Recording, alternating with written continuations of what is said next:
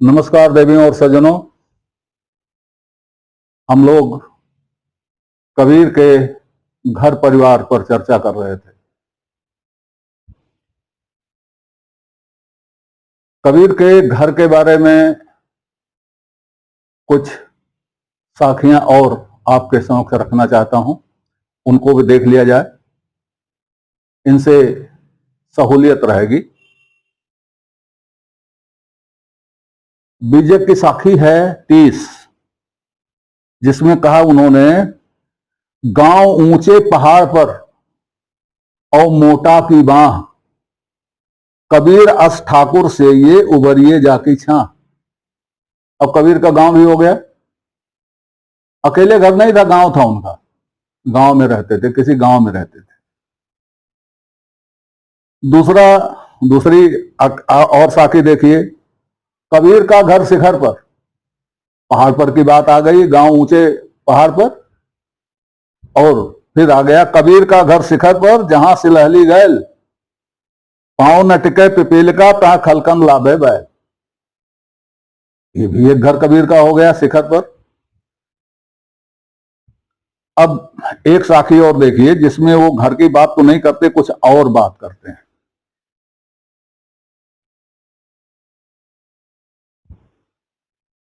ये है 44वीं साखी। बनते भाग बेहड़े परा, करहा अपनी बान, बेदन करहा कासो कहे, को करहा को जान। करहा खरहा समझ लीजिए आप, वो वन में रहने वाला जीव है। वो वन से भाग के बिहड़ में आ गया, तो वन से भाग के बिहड़ में आएगा तो उसको तकलीफ होगी ही। कबीर कह रहे हैं, अपना दुख अब किससे कहे वो। अब इसी का उल्टा ले लीजिए, समाज छोड़ करके जो वन में चला जाएगा तो अपना दुख किससे कहेगा। यहां भी कबीर विरोध कर रहे हैं। और एक साखी है 45,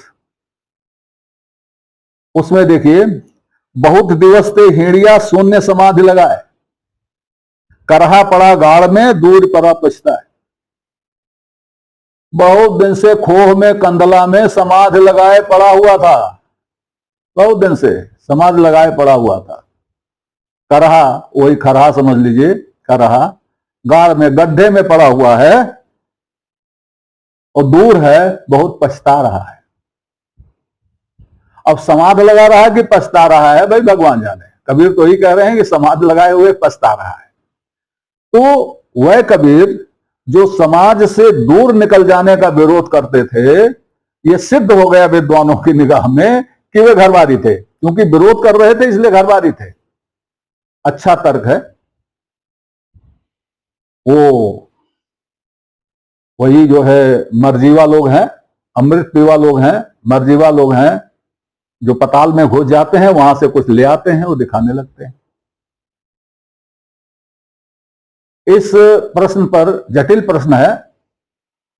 आगे बढ़ने के पहले विद्वानों की एक झलक देना चाहता हूं, वो भी एक लतीफे के माध्यम से।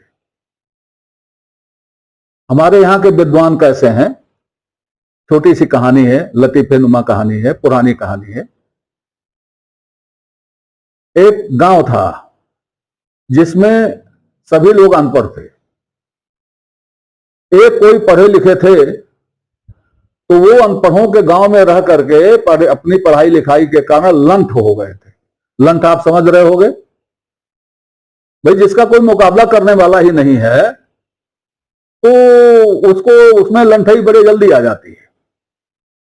तो लंठई करते थे, और उधर से जो भी गुजरता था, अगर कहीं उनको पता लग जाता था कि ये विद्वान लग रहा है, तो उसको घेर कर उसे शास्त्रार्थ करते थे, और गांव वालों का साथ लेकर उसका सब माल मत्ता छीन लेते थे।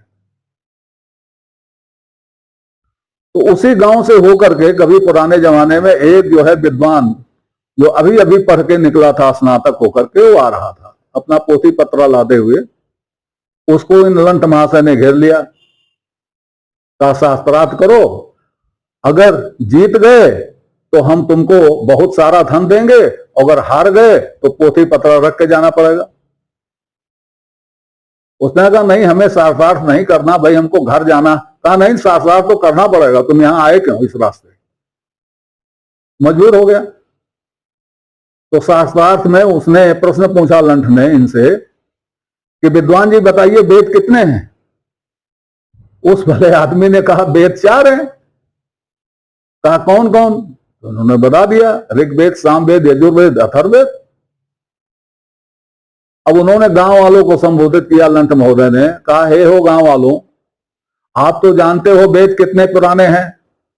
उन्होंने हाँ में सिर हिलाया। विद्वान से कहा वेद बहुत पुराने हैं ना? उन्होंने भी सिर हिलाया। कहा तो ये बताओ, इतने दिन से ये वेद हैं तो उनकी कोई पत्नी वत्नी नहीं होगी क्या? कुंवारे रहेंगे? गांव वालों ने कहा ऐसा कैसे होगा, कुंवारे कैसे रहेंगे? वेद हैं इतने बड़े हैं तो कुंवारे कैसे रहेंगे? कहा तो भैया वेद 4 नहीं 8 हैं। विद्वान से कहा ऋग्वेद वेदनी, सामवेद वेदनी, यजुर्वेद वेदनी, अथर्ववेद वेदनी, कुल कितने हुए? 8 हुए ना? 8 तो हुए ही। कहा पोथी पटरा रखो और जाओ, बड़े पढ़ाका बने हो। वो क्या करे बेचारा, लूटा पिटा घर आया। पिता ने देखा कि खाली हाथ आ गया, ना किताब है ना बस्ता है और रुआसा है। पिता ने पूछा तो उसने सारी बात बताई। कहा चाचा चिंता ना कर, मैं समझ गया, चिंता ना कर, कल चलते हैं। दूसरे दिन उसी रास्ते फिर ये दोनों आए, आगे आगे बाप, पीछे पीछे वो विद्वान जो हारा हुआ था, बड़ा पगड़ वगड़ बांधे हुए। फिर रोका गया शास्त्रार्थ के लिए, शास्त्रार्थ के लिए रोका गया तो फिर वही हुआ, वेद कितने हैं? इसने पूछा वेद कितने हैं? तो उन्होंने कहा 8। कहा लंठ कहीं के, 8 कैसे हैं गांव वालों? अरे जब वेद है और वेदनी है होगी ही तो बेटा बेटी नहीं होंगे क्या? अरे ऋग्वेद वेदनी बेटा बेटी 4, सामवेद वेदनी बेटा बेटी 4, यजुर्वेद वेदनी बेटा बेटी 4, अथर्ववेद वेदनी बेटा बेटी 4, कुल कितने हुए? 16 हुए ना? गांव वालों ने कहा 16 हुए। कहा तो 16 हुए तो वेद 16 है, 8 क्यों बोल रहा है? पकड़ो इसको, इसकी दाढ़ी नोच लो। जो एक एक बाल नोचेगा उसको बहुत संपत्ति मिलेगी आधी रात को। अब ये कहानी है, इसमें वास्तविकता नहीं है, लेकिन हमारे विद्वान ऐसे ही हैं। वो वेद का वेदनी भी बना देंगे, उसके बेटे और बेटी भी बना देंगे। तो खैर ये तो कहानी हुई। आगे इसको बात को बढ़ाने के लिए इसको ध्यान में रखिएगा, तब मेरी बात आप पूरी तरह से समझ जाएंगे। महात्मा कबीर की वाणियों का जो सबसे बड़ा पहला संग्रह आया ऑथेंटिक, जिसके बारे में लोग कहते हैं कि भाई ये प्रामाणिक है, वो कबीर ग्रंथावली आई, जिसका संपादन बाबू श्याम सुंदर दास ने किया था। बाबू श्याम सुंदर दास ने ग्रंथावली का संपादन किस प्रकार किया, इस पर हमें कोई टिप्पणी नहीं करनी है। उन्होंने अपनी भूमिका में लिखा है, जिससे यह लगता है कि वो बेचारे संपादन कर ही नहीं पाए। संपादन तो उनके शिष्यों ने किया, क्योंकि वो बीमार हो गए थे और भी दिक्कतें आ गई थी।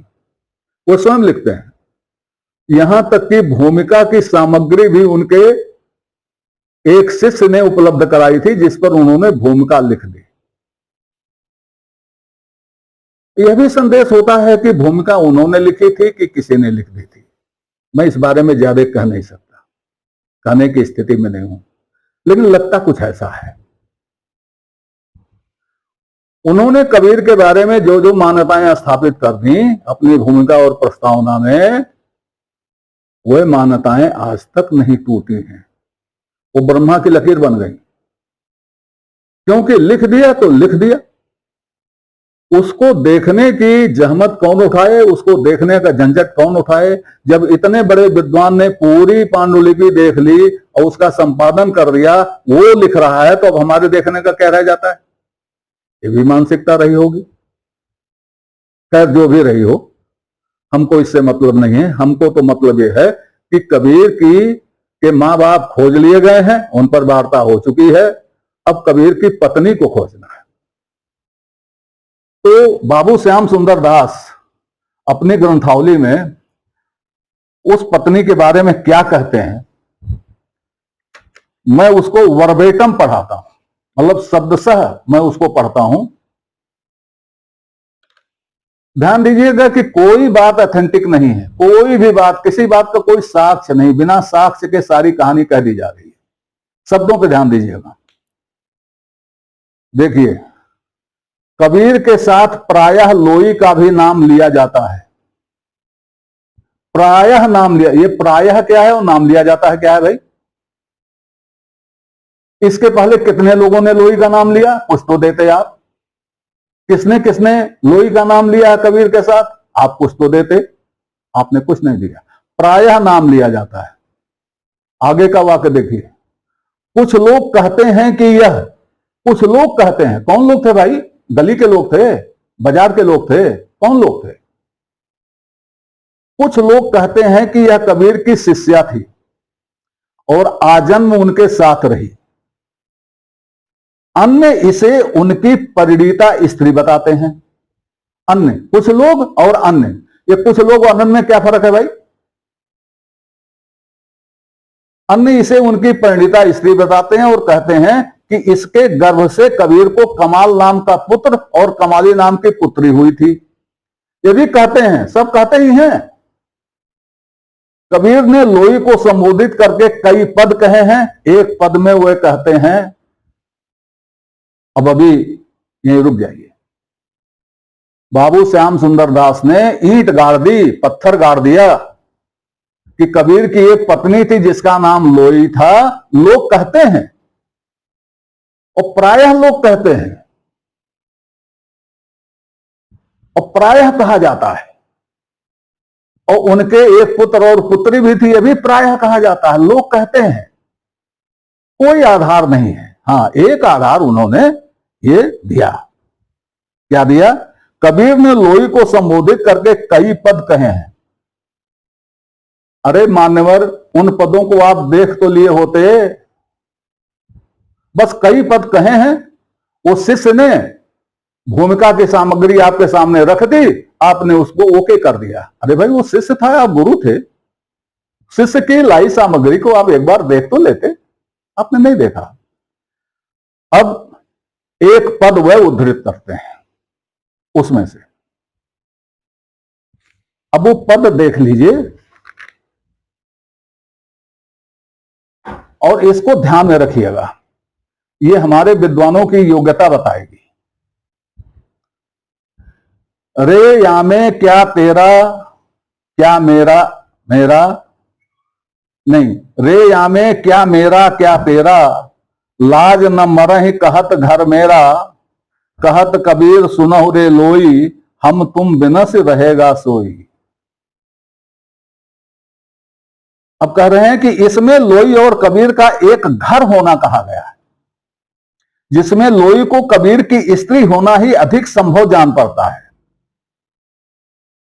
हो गया जजमेंट, जजमेंट हो गया इन्हीं दो लाइनों पर। अब जरा इन लाइनों का विश्लेषण कीजिए। इसमें पहला ही अक्षर है रे। रे किसको कहा जाता है? रे पुल्लिंग है कि स्त्रीलिंग है? अगर लोई स्त्री होती तो लोई के लिए री कहा जाता, रे नहीं कहा जाता। अब हम ये तो नहीं कहेंगे, ना आप कह पाएंगे कबीर को इतना ज्ञान नहीं था कि वो लिंग भेद नहीं जानते थे। उनका एक बड़ा मशहूर पद है, काहे री नलिनी तू कुमिलानी। नलिनी के लिए तो उन्होंने री प्रयोग किया और लोई के लिए रे प्रयोग करेंगे। व्याख्या करते समय, अर्थ लगाते समय व्याकरण का ज्ञान बहुत जरूरी है। क्या कहा जाए, जो इस रे को यह समझ रहे हैं कि कबीर लोई को संबोधित कर रहे हैं, उनके व्याकरण ज्ञान को क्या कहा जाए? अब बाबू श्याम सुंदर दास हैं, इतने बड़े विद्वान हैं, मैं क्या कहूं। दूसरा, आगे बढ़िए, या में क्या मेरा क्या तेरा।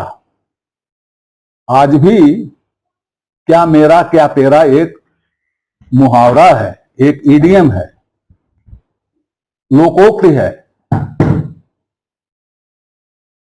अब आगे देखिए, लाज न मरहि, लोई है तो सिंगुलर नंबर है, एक वचन है, लेकिन इसमें क्रिया मरहि है। मरहि एक वचन नहीं है, मरहि बहुवचन है। तो इसका मतलब जिसको संबोधित किया जा रहा है वो बहुवचन है, एक वचन नहीं है। रे से साबित हुआ कि संबोधन जिसका किया जा रहा है वो पुल्लिंग है, और मरहि से यह हो रहा है कि वह बहुवचन है, एक वचन नहीं है। अगर एक वचन होता तो मरति होता या मरसी होता। कबीर को इतना व्याकरण ज्ञान नहीं था, या मैं आगे कहूंगा कि कितना उनको ज्ञान था। अब इसमें कौन कह रहा है कि जो मेरा घर है? कबीर कह रहे हैं कि लोई कह रही है? कौन कह रहा है? कहत घर मेरा। और फिर कबीर कहते हैं कि हम तुम बिना रहेगा सोई। कौन रहेगा भाई? मामा रहेगा कि भांजा रहेगा कि चाचा रहेगा? कौन रहेगा? ऐसे ही व्याख्या की जाती है। ऐसे ही लोई को आप कबीर की पत्नी बना देंगे? आप नहीं बना पाएंगे, क्योंकि जो कोई भी इस पर विचार करेगा वो समझ लेगा कि इसमें लोई कबीर की पत्नी नहीं है। आज इतना, आगे फिर इस पर विचार और चलेगा। तब तक के लिए नमस्कार। आपसे निवेदन है कि श्रृंखला को अपनी लाइक दें, इसको सब्सक्राइब करें और कमेंट बॉक्स में जाकर अपनी टिप्पणी प्रस्तुत करें, अपनी जिज्ञासा व्यक्त करें, अपने प्रश्न पूछें। यथा समय आपकी जिज्ञासाओं और प्रश्नों का समाधान करने का प्रयास किया जाएगा। धन्यवाद।